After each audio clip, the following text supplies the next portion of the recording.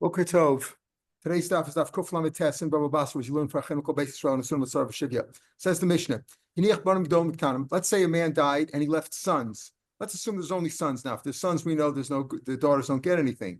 But he left sons who are bar mitzvah, older sons, and sons who are children, little children. The older children cannot get support from the younger children's share in the estate. Let's say there's 10 kids, 5 older kids bar mitzvah and 5 younger ones. The older ones can't say, well, we need more stuff, and we need more support. We're gonna take some. You don't need as much. Can't do that. And also the younger children, let's say, who need more food to keep them going, they cannot say, well, we need more. We're younger children. They can't, or somebody claiming that on their behalf. They cannot do that. The deal is 10 sons, even if 5 are bar mitzvah and 5 are little children, they split it all equally. Once they, that's the deal. They own it all equally, and they have to come and split it. Nasu hagdolim yisuktanim. Let's say the older ones get married, then the younger ones can get married too. What do we mean by that? We mean by the Gemara will explain. I'll just say it now, but quickly. But the Gemara is going to say, what do you mean by that? The Gemara will say this. Let's say the older ones decide to say, well, okay, besides the Yerusha, let's say there's $100. The Yerusha is $100, and there's 10 kids, so they all get $10. Let's say some of the older ones say, well, we got to get married. We got to get a tuxedo, and it costs money, and we got to rent an apartment. We'll take a little bit extra for that. Well, if the older ones take money from the estate, you're only entitled to your $10. You took more money from the estate because you need to get married. The younger ones are entitled to do that too. Got to be all equal. Let's say the younger ones say, we want to get married the same way you do. Ain't shomelem. So this seems to be a stira. First, you say that if the older ones get married, taking their marriage money out of the estate, the younger ones can do. Then you say, if the younger ones want to get married the same way the older ones, you don't listen to them. What do we mean by that? The Gemara is going to explain. If the older ones got married while the father was still alive, the father gave them money, right, to get married. Then the young one's going to say, listen, you got money from the father when you got married. He's dead now, but we're entitled to get the same thing. Doesn't work that way, right?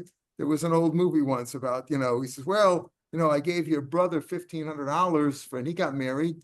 With inflation, I'm going to give you $1,750. When the father's alive, he could do what he wants. That's the point. And that's a general lesson. When you're alive, you can do what you want. After you're dead, you split it all equally. And that's the point here too. The younger ones can't say, well, you got married when Pop was alive, so you got extra money. Now Pop said, we don't have that money. Too bad. That's the deal. Whatever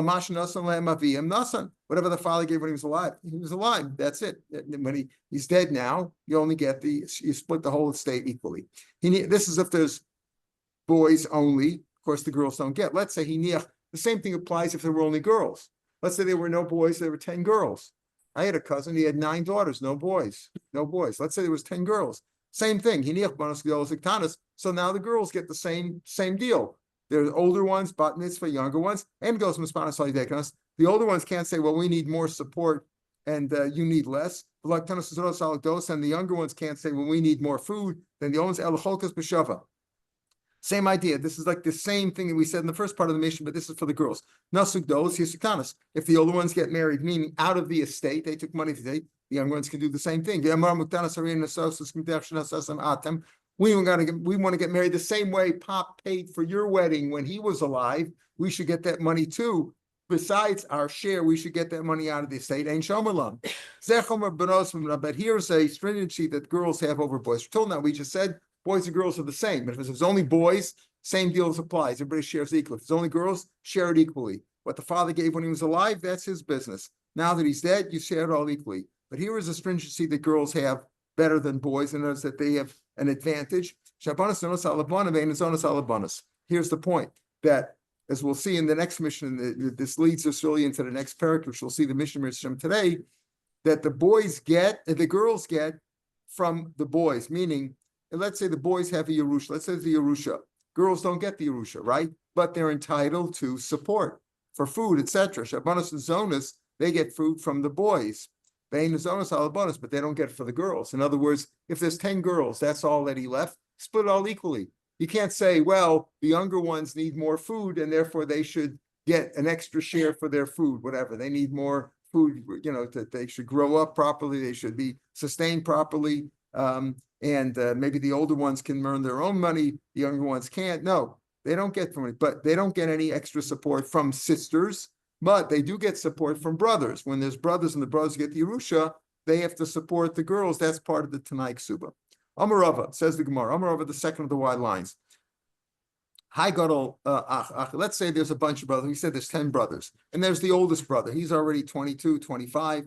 The Lavash, he got a Lavash Ichsi Mivesa. He got dressed and he got a wardrobe from the estate. In other words, like we said, there was $100 was the estate, and there were 10 boys. They're supposed to divide it all equally, regardless of their ages. Let's say the older one, before the estate was divided up in court, he took some extra money because he had to wear a tux and look like an important person. My David of it, what he's done is done. We just said that the older ones can't take support from the young ones. They can't get any extra. It says Masnisin b'sharacha, the Mishnah which says, or the Bryce really says, Hi Gadol. Rava said that Hi Gadol, Achid Lavash Ichsiv and Besa, my David of it. So he can do that. The Mishnah that says he cannot is b'shracha, a person who is not earning anything. In other words, the older son should be out working and supporting the family, etc., dealing with the estate, improving the estate.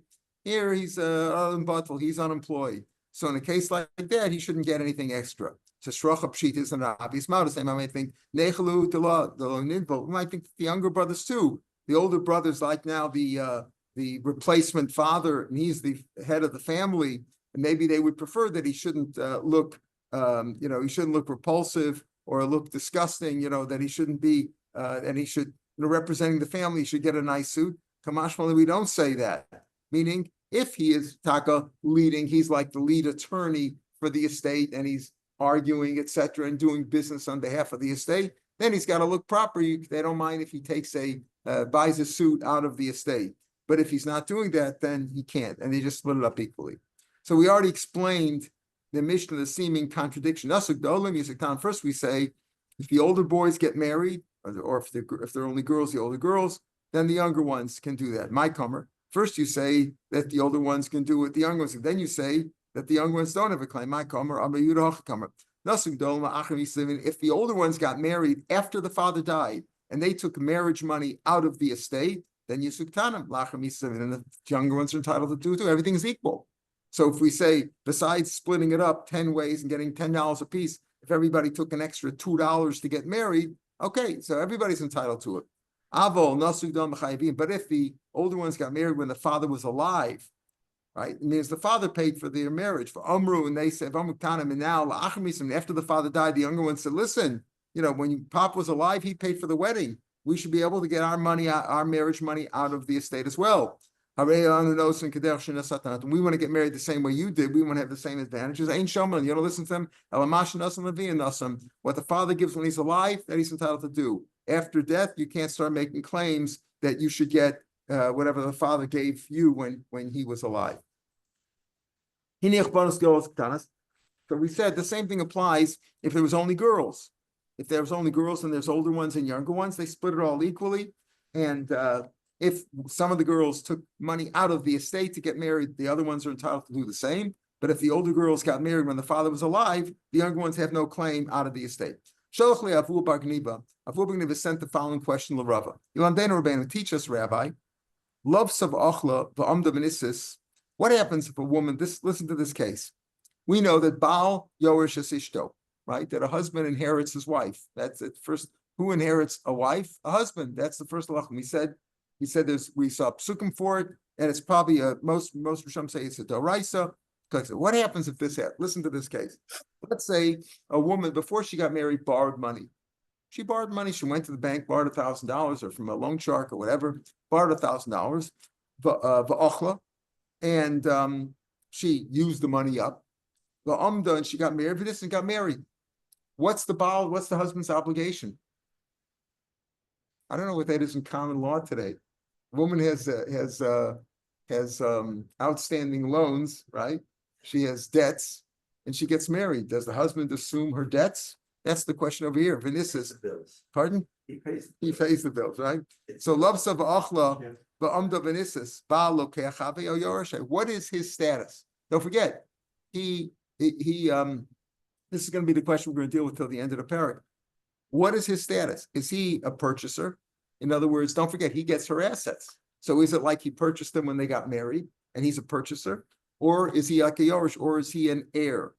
Lokecha, the Gemara says here, listen to this carefully. If he's a purchaser, if she borrowed money orally, there was an oral loan, you can't expect to collect that from later purchases. In other words, let's say I borrowed money from Kurt and I owe him money, but it was just an oral agreement. And then I sold property to different people. Can he go after those assets of my property? Well, how were they supposed to protect themselves? They didn't know about the loan. If it was written down, then people knew about it. They should have protected themselves. They could have protected themselves, and they didn't. So he has the right to go after property that I sold later on. It wasn't but it was just an oral loan. In shul, I said, give me $100, and then I sold some property. Can he go after them? If he's in this case, a milva peh and a gov cannot collect from people who bought property from me subsequently. So if he is a purchaser, like, when he gets married to her, he gets her land, he's like a purchaser. So therefore you can't collect it from lekuchos. Again, if he's so therefore ain't government lekuchos. So therefore he is what is his status? Milva peh and government lekuchos. You can't say he's like a purchaser. So the person, the creditor, the woman's creditor, right? She had borrowed money before they got married. She was a debtor and there was a creditor that she owed money to. Can the creditor go after the husband? No, because if he's simply like a purchaser, well, as a milva peh cannot collect from lekuch. He's like a later purchaser. You can't go after him. Oh, Dilmi Yorsha, or is he considered an heir? And milva peh go on a Yorshin. An oral loan could be collected from Yorshim, from heirs. Why? Because that belonged to the estate. If the father, before he died, borrowed money, and even if it was an oral loan, and then he died, you can collect it from Yorshim. Not necessarily from metaltalin, but from real estate, you could collect it. You can't collect from metaltalin. The Yorshim don't have to pay from movable assets that they have, but from real estate they can collect. So what is his status? Is he like an heir? He inherited her, and therefore he inherits her loans too. Whatever loan outstanding she had, he has to pay. Or is he like a purchaser? And as a purchaser, a later purchaser is not responsible. If I borrowed money from Kurt and then I sold some property to Yankel over there, Yankel cannot, Kurt can't go after the later purchaser because he didn't know. The later purchaser doesn't know about a milva, but he didn't know that I borrowed money. He can't protect himself, so it's not fair. Pardon? I don't even understand the question. I mean, he's a lokeh when they get married. He's a Yorish when she dies. Oh, so the question is, what is his halacha? What is his status? Is he a lokeh or is he a Yorish? All right. No, after she dies. Yeah. What is he? Yeah. Obviously, he's not a Yorish. So then, after she dies, what is his status? Is he responsible or not? Is he lokeh or is he right? So we'll see. You're hinting at the answer because we're going to see that it depends on the rabbi. Sometimes made him like a lokeh. Sometimes made him like a while she's alive. He can go after the woman herself. While she's alive, go after her. The creditor goes after her, and it's her money. She left the husband presumably would have to pay because to cover his wife's debts. But after he dies, what is his halacha? After she dies, what is his halacha? Like a lokech or yorish?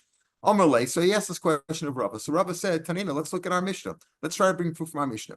Our Mishnah said, Nasuk dolos yisuk tanos. If the older girls got married out of the estate, they took marriage money out of the estate. The young ones could do that. My law, doesn't it mean Nasuk dolos labal? If the older ones got married to a husband, each one get married to a husband, yisuk tanos mibal. That means to say, the assumption here is if the older ones got married and took money from the estate, including money that was deserving to go to the Ktanos, because they took money out of the estate. The estate should have been split up equally among all the girls. But instead, they took money from the estate to get married.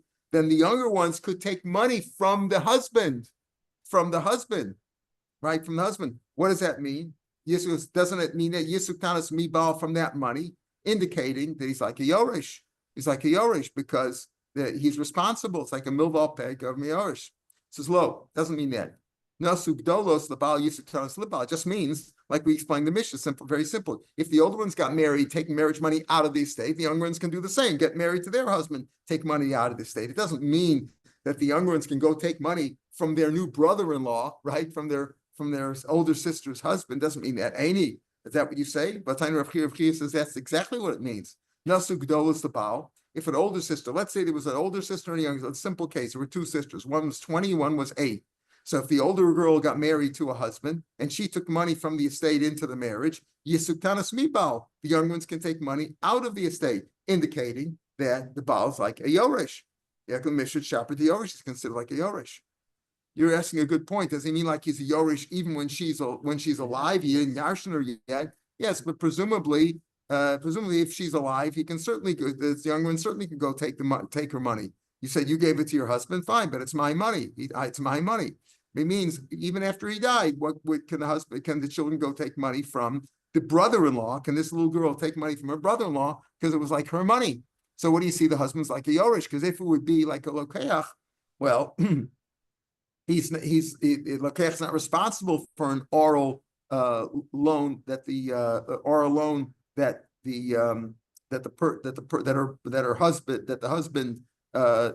wife had made. So here too, it's like she took money from the estate and got married with it. And you see over here that you can go take the money from the Baal, according to Rav Chia. There's more Dilma Shani Parnosa, this they call it. It's different. I'll tell you the truth. Truth is, he's like a Lokeach. And as a Lokeach, normally, if a wife borrowed money, got married, the husband's not responsible because he's like a purchaser. And he didn't have to know about the outstanding oral loan. And an oral loan, if I borrowed money from Kurt and then I sold property to somebody else, the person who purchased my property is not responsible to make good on the loan that I borrowed from Kurt because he couldn't know about it. So Milval pay, he's not responsible for that.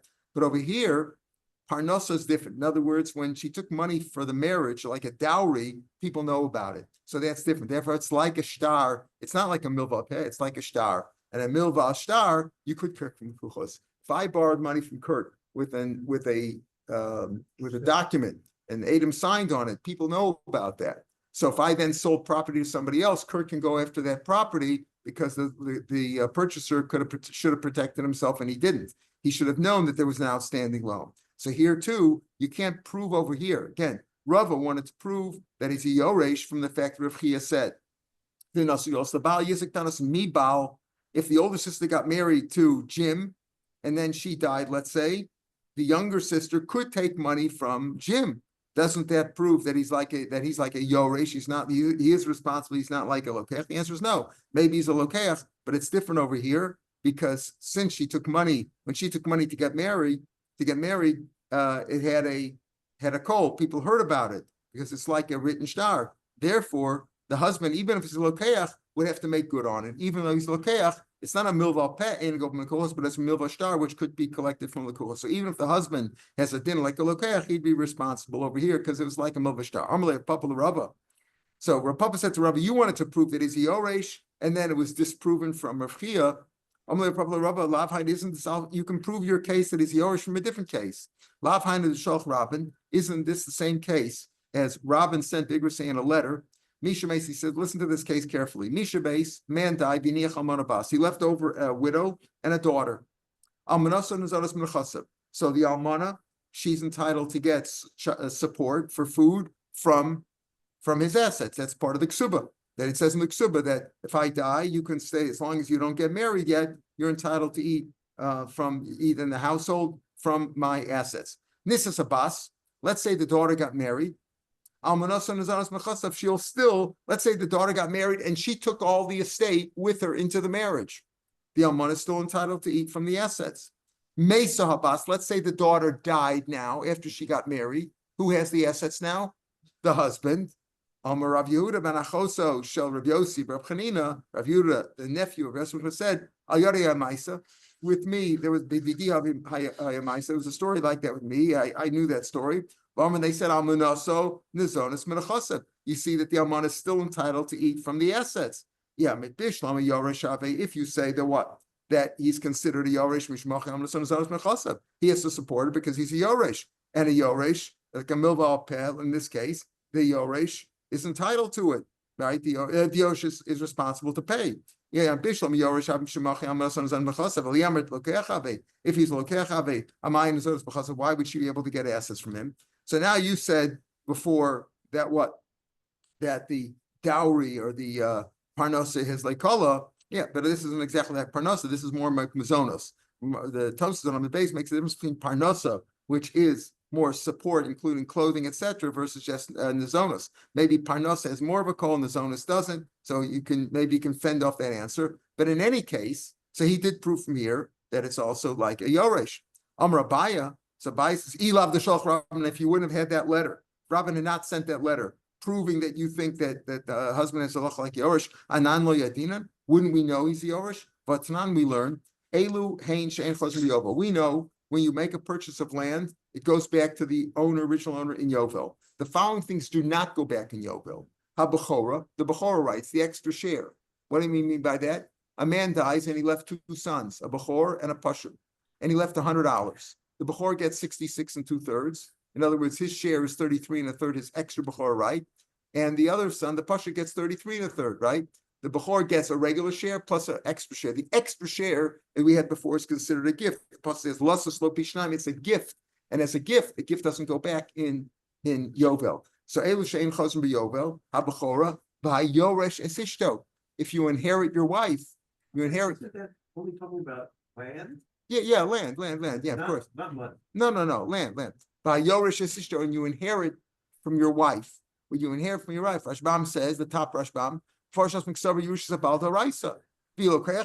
you be like a purchaser, have a mishas nishenis, like you said from the time they get married. I feel even after you die, we go back in Yovel. So proof over here that the fact that a Yoresh, your wife, that a Yoresh, a husband, is considered a Yoresh. Prove it from there. Okay, so we had three proofs already that he's a Yoresh. The first one we discounted, saying no, that's not a milva ped, that's a milva b'shtar. The second one, the mazonos of a wife, that was sort of a proof. And Abai said, I have a better proof. It says Yoresh Ishto. Amalei Rava. So Rava, who was debating this, who first tried to prove it, and they said, Rava, here's other proofs. He said, now that he did send that letter, do we still know? Does that really prove that as Yoresh? Listen to this. Busha when the Sanhedrin was exiled and they went into Usha, they passed it over there.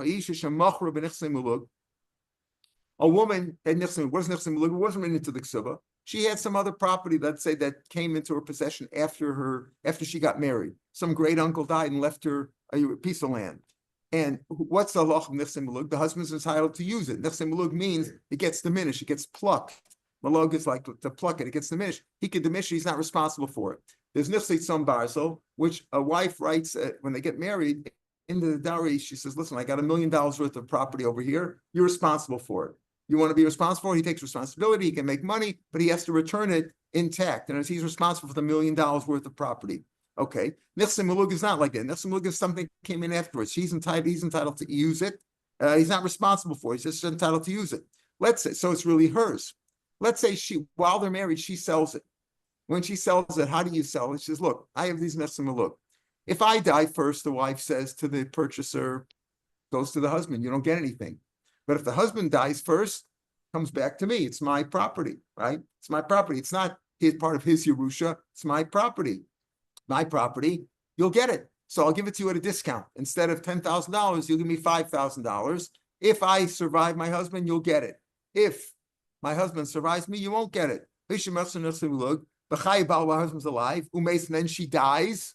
That means that the husband inherits her. The husband takes it away from there. Now, why is that? Why is the husband taken away from the kochos? Now here, interesting, here that the Gemara stops with its proof right here, but the Rashbam has a girsa which explains it in more detail, just like he explained it on Aleph. What's the Rashbam? Take a look at the Rashbam. We don't have that in the Gemara. Those words aren't in our Gemara. You see it? It's about 10 lines down into the narrow lines. When you say that what? That the husband is simply a purchaser, Rabbana Mishash and Nissa, he's a purchaser, Mishamachi Mapik. Therefore, the husband can take it away. Why? He bought it before. In other words, what happened? A woman got married. After she got married, a piece of Nichse Malug fell into her possession, and she inherited a piece of property. Right now, when she inherited it, right? So it's hers now. The husband's married to, he gets to use it. If he's a purchaser, so as soon as he got married, as soon as they got married, any property that she had, he comes into possession of. So he bought it. Eli, so therefore he's a lokecha. Therefore, when she died, he got it, and he's the first purchaser, so he could take it away from the second purchaser that she sold it to while they were married. Eli Yamet Baal Menach Yorish, if he's simply an heir, Mishas Nesuin. See that? See that? Mishas Nesuin. He's considered already a Yorish because he's going to inherit later on. Obviously, if he dies first, he's not an heir, but he's considered Mishas Nesuin. Mapik, why can he take it away from the purchaser? The woman who's the one who bequeathed it, she sold it already. What the father sold. So, in other words, he doesn't merely mean that he inherits her from the time that he married her, but he has halacha like a Yorish eventually. When he marries her, and if he survives her, he's going to be the Yorish. So why would be able to take it away? If she sold it while they're married, so it was sold before. If a man sells property to somebody while he's alive, and then he dies, can the Orshin go and say, hey, it's our property? No, the father sold it. Here too, she owned the property, right? She owned the property. And she said, look, if my husband survives me, you're not going to get anything here because the husband's going to get it. If I survive my husband, I'm selling it to you. So if he's simply a Yoresh, why would he get it after he's died? Even if he survives her, so he inherits it. He inherits it then. But she already sold it. Why would she get anything? Again, take a look at the Rashbam from the beginning of the Rashbam. Yeah, Bishloma, Lokeach Avi, the Lokeach Shavina, the Rabbanan made him like a Lokeach Rabbanan. Rabbanan made him like a Lokeach Mishash Shanasa, Mishamachi Mapik. That's why he could take it away from the person that she sold, the purchaser that she sold the property to while they were married. The Lokeach Rishnavi, he's the first purchaser. He bought it before the other guy.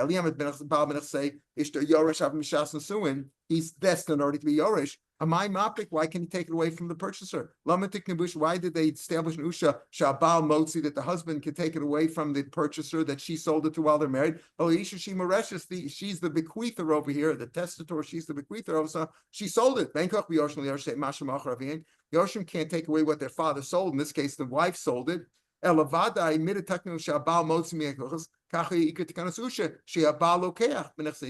he's a purchaser from the time that they get married. He's a purchaser of her assets. Any assets that she comes into, he's like he bought it. He bought it before the other ones did, right? He bought it as soon as she got it. He bought it. And therefore, he's an earlier purchaser. He is a prior lien. Interesting, that whole Rashbam. See, the Rashbam had to say the Divrei Maskil is like it's missing from our Gemara. But you need that to explain the Gemara.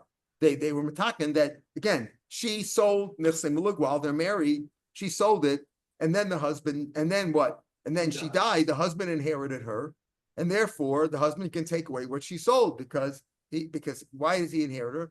It only makes sense if he could take it away if he's considered a lakuach, a purchaser. He purchases first. But if he only gets it because he yarshened it, well, he yarshened it only after she died. Even though Rashbam says, that Mishas Nesuin, that means Mishas Nesuin, he's already considered like an heir if he survives her. So why shouldn't he be able to take from the cool? She sold it before she bequeathed it to her husband. And so therefore, even though we have this idea that we've proven that a Baal is considered a Yorish, it says by Yorish is Ishto. Doesn't go back in Yovel. If it doesn't go back in Yovel, that means it's not a purchase. He's an heir. Yet we see over in he's considered like a purchaser. So which one is it? Elam Ravashi back in the Gemara in the 5th line. Elam Ravashi, Baal Shivan Rabbanan Ki Yoresh V'Shivin Rabbanan. The rabbis considered him a Yoresh. The Torah didn't say specifically. Yes, he yarshens his wife, but does he have a locha of a lokech or a Yoresh? The rabbi said both of them are true. You hinted at this before. Is he a Yoresh or is he a lokech? Well, after he dies, after she dies, is he a lokech or is he a Yoresh? It depends on the case. If it's better for him, they made it better.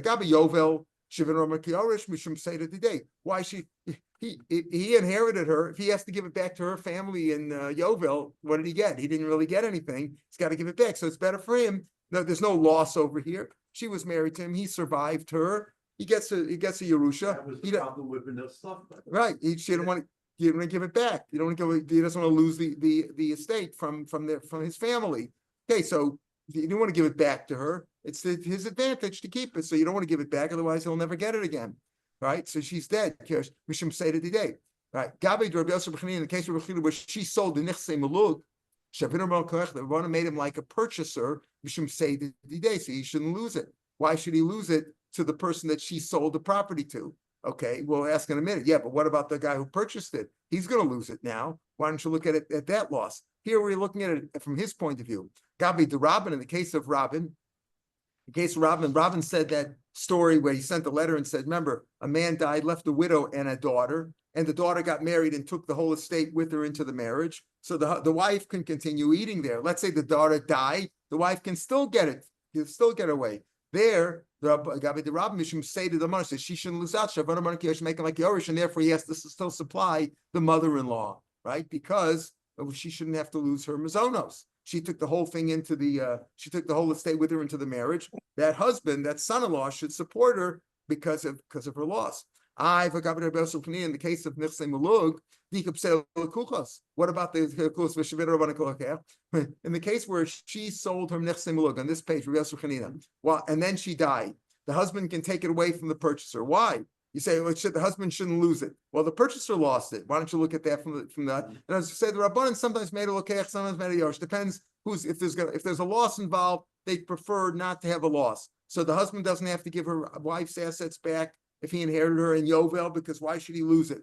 Right? In the case of this case of Hanina, why should he lose the asset that he inherited from her? If she sold it in middle, why should he lose it? Okay, like in Robin's case, say that the almana shouldn't lose her her support, her mazonos. So we say that the husband's considered a yorish. But in the case of Rav Chanina, why don't you look at the loss of the purchaser? Again, the wife sold the Nichsei Malug while she's married with the understanding that if she survives, it's going to be a sale. If the husband survives her, he's going to lose it. So why? So we said if the husband survives her, the purchaser taka loses it. Why should the husband lose out? Why don't you look at it from the purchase point of view? He's losing it.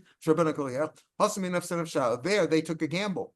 They made a loss. They knew since there's a husband, you shouldn't buy from a wife who has a husband, who's still married to her. When they bought it from the wife and they knew it was Muslim, they knew they were taking a chance. Obviously, they got a better price. Because there was a chance that they would lose the whole thing. They should have guarded against it themselves. And that ends the 8th parak. We're beginning now the last but one parak, the second to the last parak in Baba Basra and all of Mesechet Nezikin.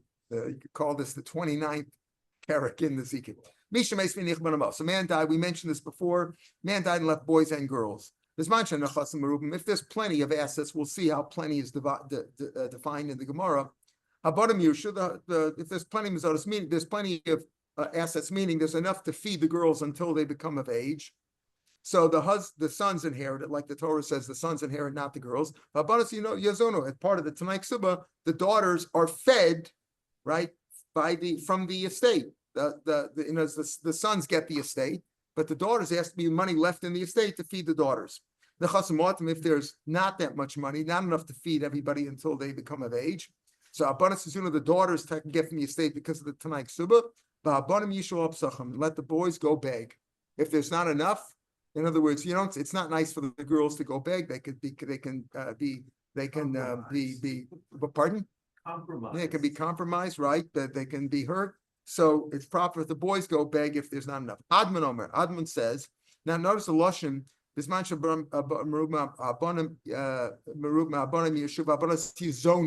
they will get food, right? That's food. That's not full support. Rashbam says the word yazonu, parnasa umazonos. Parnasa means support, clothing, etc.